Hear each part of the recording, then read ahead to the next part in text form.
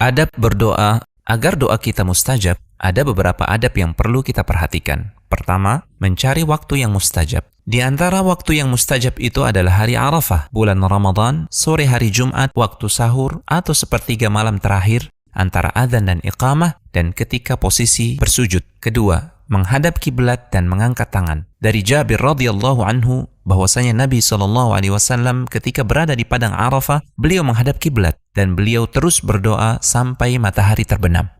Ketiga, memulai doa dan memuji Allah serta bersalawat kepada Nabi SAW. Apabila kalian berdoa, hendaknya kalian memulai dengan memuji dan mengagungkan Allah, kemudian bersalawat kepada Nabi SAW, kemudian berdoalah sesuai kehendak.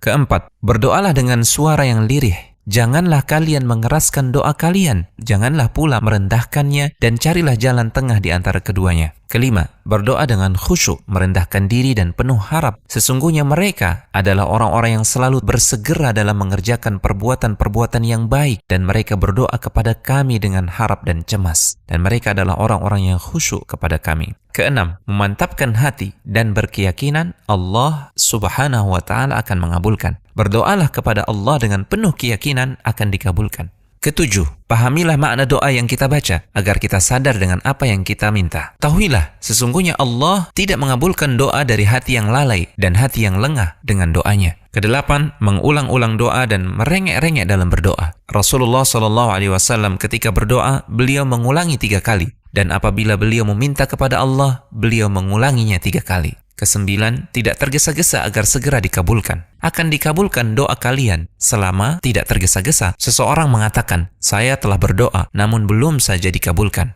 Ini adalah bentuk ketergesa-gesaan. Kesepuluh, banyak bertaubat dan rajin melakukan amalan sunnah. Tidak ada ibadah yang dilakukan hambaku yang lebih aku cintai melebihi ibadah yang aku wajibkan. Ada hambaku yang sering beribadah kepadaku dengan amalan sunnah sampai aku mencintainya. Jika hambaku itu meminta kepadaku, pasti aku berikan. Dan jika dia meminta perlindungan kepadaku, pasti aku memberikan perlindungan. Kesebelas, hindari mendoakan keburukan, baik untuk diri sendiri, anak, maupun keluarga. Manusia berdoa untuk kejahatan sebagaimana ia berdoa untuk kebaikan, dan adalah manusia memiliki sifat tergesa-gesa. Ke-12, menghindari makanan dan harta yang haram. Wahai sekalian manusia, sesungguhnya Allah itu baik. Dia tidak akan menerima kecuali yang baik pula. Dan sesungguhnya Allah Subhanahu wa Ta'ala telah memerintahkan kepada orang-orang mukmin sebagaimana Dia memerintahkan kepada para rasul. Dalam firman Allah yang artinya, wahai para rasul, makanlah makanan yang baik-baik, yaitu makanan yang halal, dan kerjakanlah amal saleh. Allah juga berfirman yang artinya,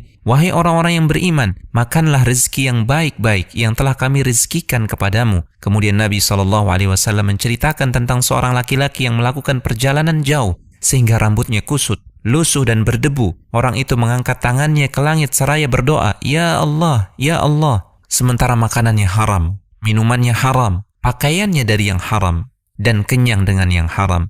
Lalu bagaimana mungkin Allah akan mengabulkan doanya?